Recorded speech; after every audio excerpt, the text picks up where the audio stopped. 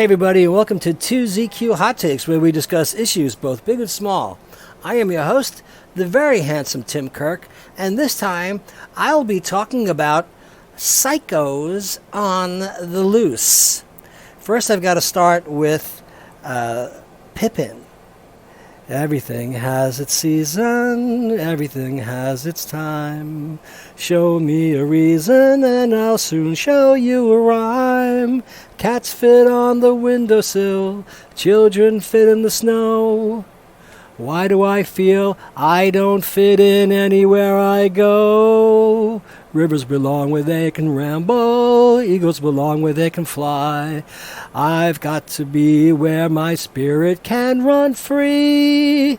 Gotta find my corner of the sky. Now, I'm no singer, but I'm saying this to point out that different strokes for different folks. And sometimes those strokes are not exactly socially acceptable. Now, I've done podcasts about being involved with, and very unpleasantly and terrifyingly, with a Satan worshiper. I've been a crime victim on a number of occasions. I've been gay bashed violently twice. I've been a passenger in 7 automobile collisions. I have been mugged 11 times. I have been an unwitting, unwilling, unwanted subject of ECT or electroshock therapy. I have been a hostage on a holiday evening at a home of somebody I came to after coming home from my own family's occasion, and I had to hide out from a crazed, drunken gunman holding everybody hostage while he put a .44 Magnum underneath the chin of a wise guy who made a smart alecky remark to him. Now, I've been through a few things. So I'll say this. Many of us spend our entire lives searching. I know I do to do whatever extent I do, but there is always something nagging at me somewhere in my mind for something else, or for something more, or something different, or something I just can't articulate or explain. It's a rather strange way to approach the subject of the Long Island serial killer. I do have a backstory of this. In the summer of 1980, I flipped burgers at Toa Beach, the beach in Nassau County on the line between Nassau and Suffolk, just west of Gilgo Beach. I worked on the beach and I worked on the marina as well. I used to love to drive that very long stretch from the water tower at Jones Beach straight down to Captree, and you'd go past Rye Beach and Oak Beach and the famous Oak Beach Inn, all the way down to the bridge that took you over to Robert Moses State Park, which is the farthest west point of Fire Island. Now, at one point, a long time ago, there was so much beach erosion that the Jones Beach Parkway was in danger of collapsing. So the Army Corps of Engineers had boats and barges stationed a little bit offshore, and they were dredging sand from the water and then replacing it and piling it up higher on the dunes on the side of the highway. So it felt like you were driving through a canyon of sand at certain points, and beneath you, if you could see, you would see that the water had been eroding the sand underneath the pylons, so that it was becoming dangerous. And I, of course, in my weird mind, thought that it was a strange thing to see, but also because I worked on the bayside in the marina at Toa Beach, it was next to a federally protected bird sanctuary. So very few people were allowed to go there. And if you went anywhere close to the bird sanctuary, you were very likely bitten by gigantic green flies. So it was an unpleasant place to go outside of just the marina area. And I thought it was strange that you could do things there only with a federal certificate or permit. And I remember soap operas were filming there, and they were doing location shootings at this bird sanctuary because of whatever the storyline was. That was the closest place they could go, but it was a rather big deal. So it was relatively isolated.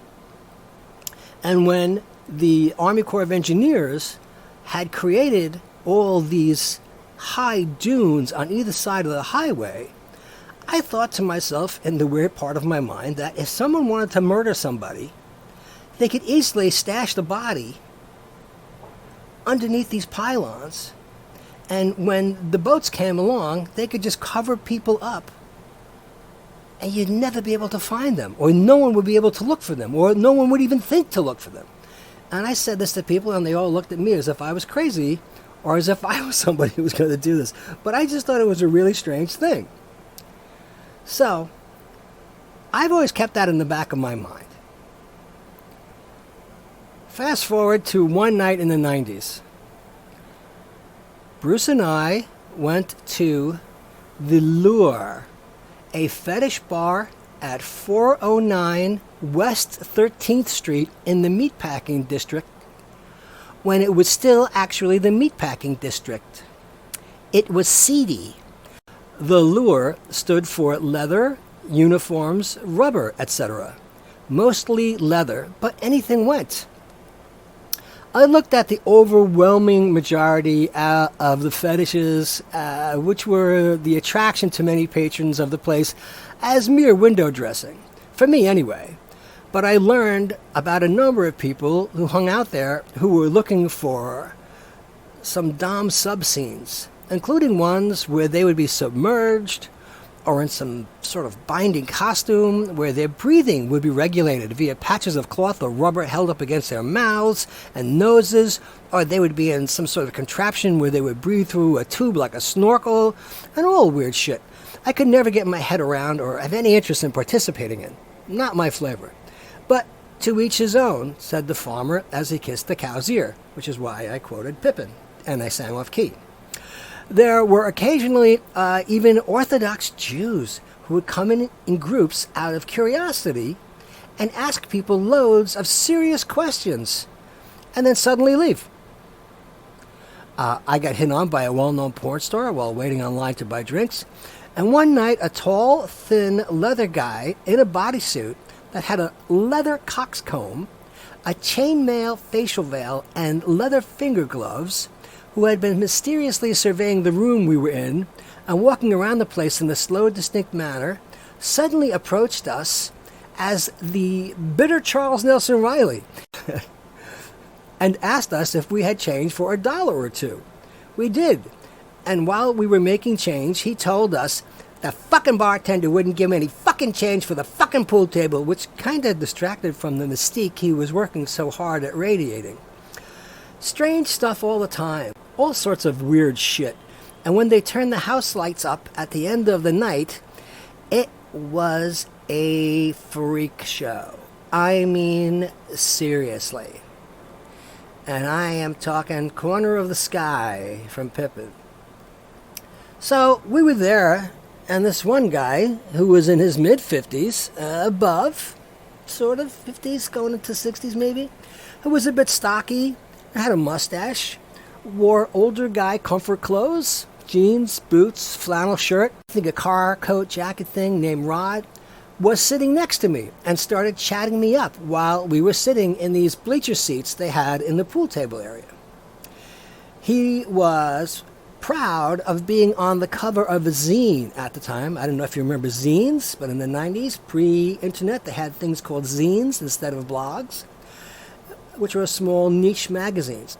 And he proudly carried it around with him to show and tell anyone he could. And it was, again, it was pre-internet and made for a niche audience. Rod said he was a trucker. He was the featured cover guy for this zine. He said he lived in Tom's River, 2.5 hours drive away. He told me, And this chilled me to the bone, like as he was telling me, like when the crazy synth music plays on Law and Order and the witness on the witness stand starts to confess to the gruesome crime and it takes them all by surprise and grosses them out. I knew exactly then this guy was another John Wayne Gacy. Really. That he wanted me, and I assume anyone else who fit his mental picture after I flatly refused, to accompany him back to Tom's River that night in his truck, and this was around midnight, by the way. Now, I don't know if this guy actually had a truck, if he lived in Tom's River, if any of what he said was the truth, but this is how he portrayed himself. He told me that he lived at home with his 85-year-old mother. He also told me that he turned the basement into a fully equipped black-painted dungeon and that he had a steel chain winch with shackles that hung from the ceiling. Now, if he actually did have a home in Toms River, New Jersey, and he actually was a trucker, and he had a truck, was his mother Norman Bates' mother, and she was the mummified skeleton remains sitting in a rocking chair, it's quite possible. He told me that he wanted me to come with him right then and there so that he could take me, strip me down, shackle me, hoist me up to the ceiling facing down, and I assume drug me into unconsciousness, and then take a speculum type of thing that inserts into your urethra to widen it. Like, okay, this will be fun. I'm into it, man. Totally hot scene. A mutually gratifying, consequence-free, erotic, wild ride experience. And I assume he would stab and carve me into pieces and eat the body parts like a cannibal. And of course, I assumed that he wanted to tie my remains into a weighted body bag and toss them into the water nearby. I was fucking horrified, and this freak was totally nonchalant, which made it scarier. He just moved on to the next potential unsuspecting victim. Bruce still is quite uncomfortable even discussing this guy. Fuck no. And I have never got the chill of that sick motherfucker out of my head, and it was between 25 and 30 years ago. And how many other rotting remains are at the bottom of the river nearby, or have been buried and cemented into the walls of that house? And when people talk about this guy Rex Heuermann, understand these people are very ordinary in their appearance and their demeanor, just like they say about Rex Heuermann. You would just take him for granted. But underneath lies a very, very sick mind. Be careful. Be very careful. Thanks for listening. See you next time. And as the kiddies say, peace out.